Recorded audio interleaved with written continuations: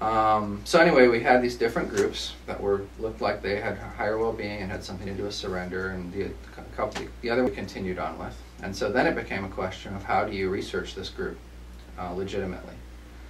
But I did not want to be stuck in a corner of the academic world I was talking to a lot of people trying to figure out how can you research this without getting discredited, essentially. How can you get this into mainstream conferences?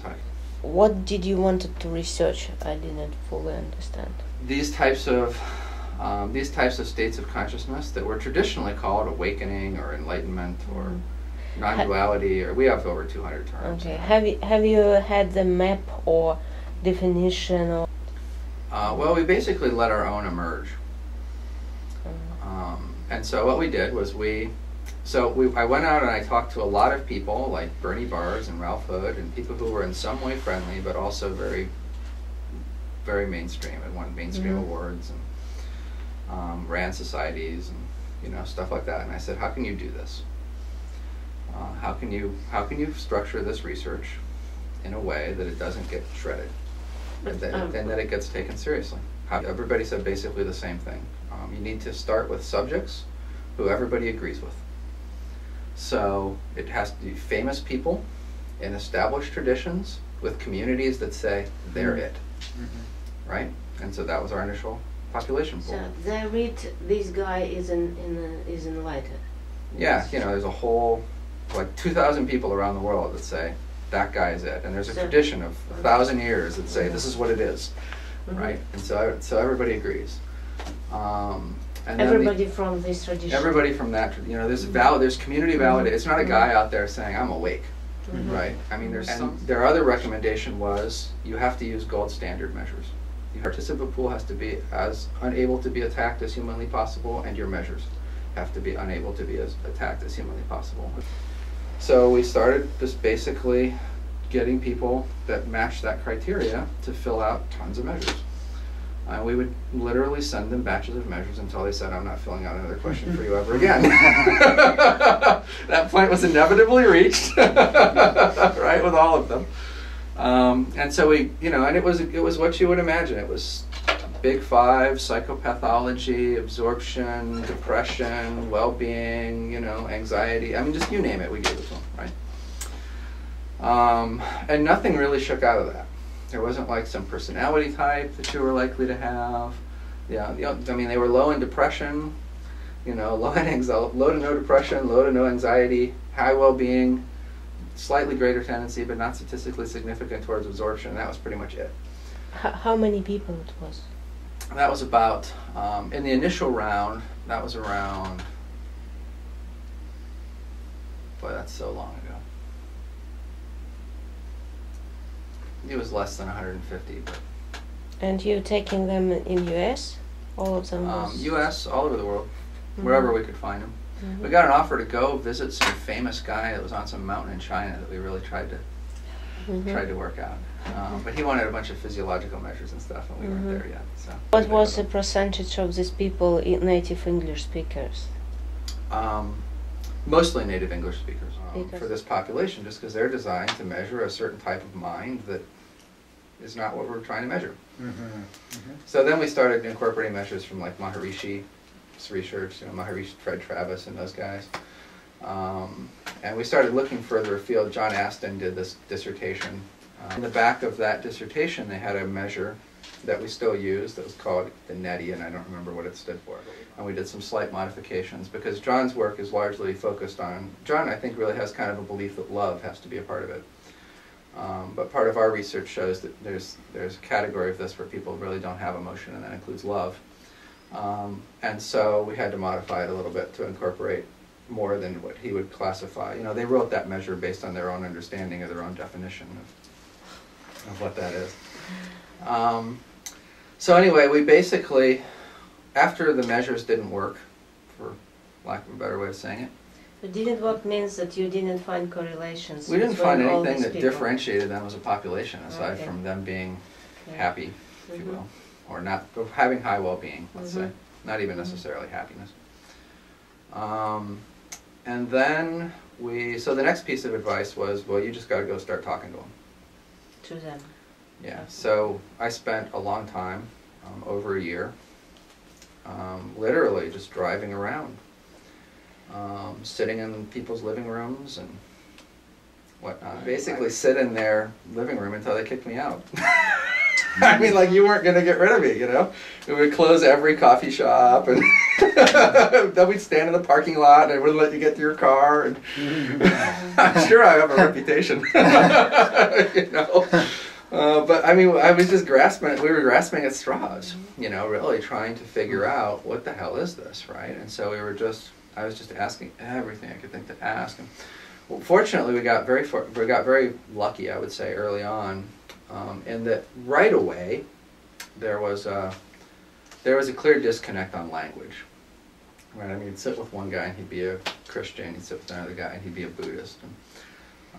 And the Christian is talking about John of the Cross, and the Buddhist is talking about, you know, and they're just like, the languages just don't match.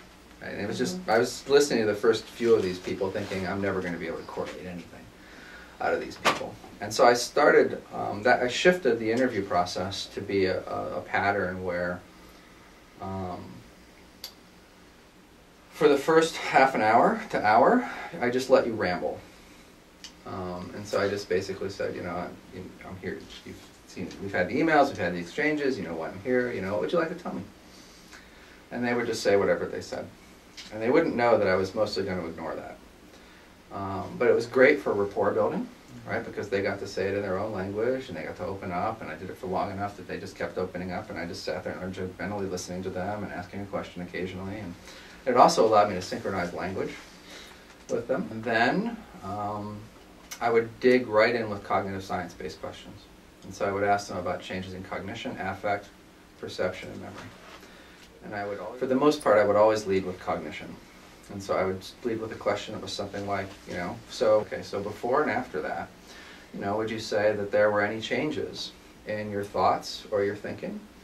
You know, either in the quantity, was there more or less? And I would vary those from one time to the next. I'd say less or more other times, you know, so that there wasn't some bias where I'd always said it the same way. Were they, you know, stronger or weaker? Did you get smarter or dumber? You know, all these things, relevant, irrelevant, right? And they would, you know, start talking about their cognition and their change in cognition before and after.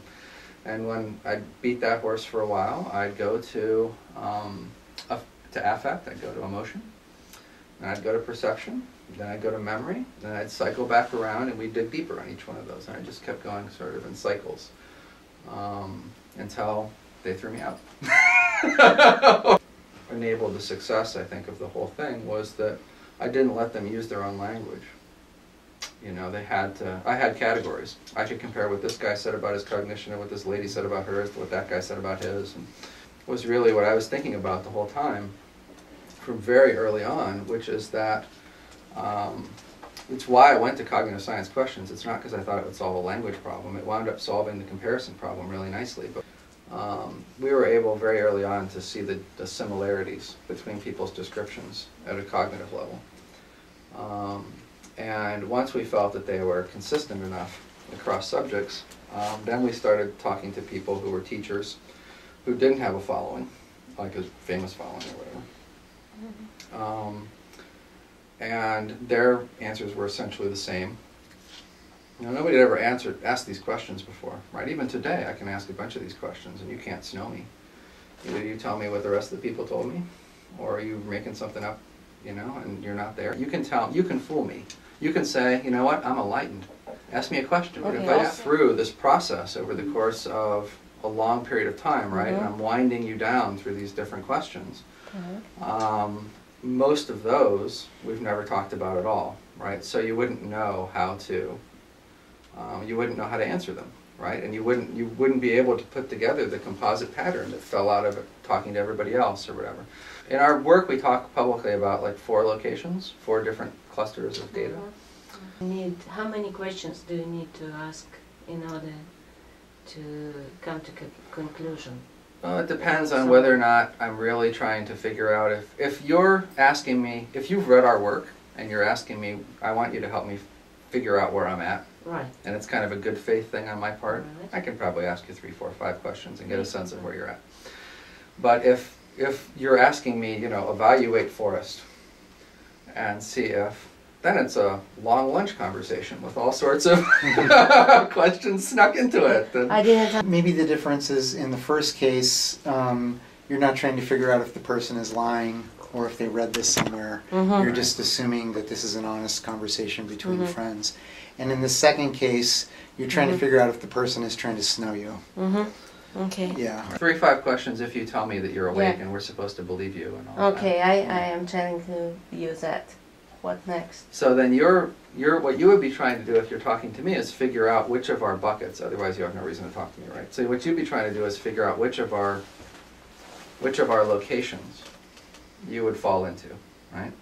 So the thing that makes this the shortest for me, which is what I'm mostly interested in when I'm having these conversations, do you have emotion?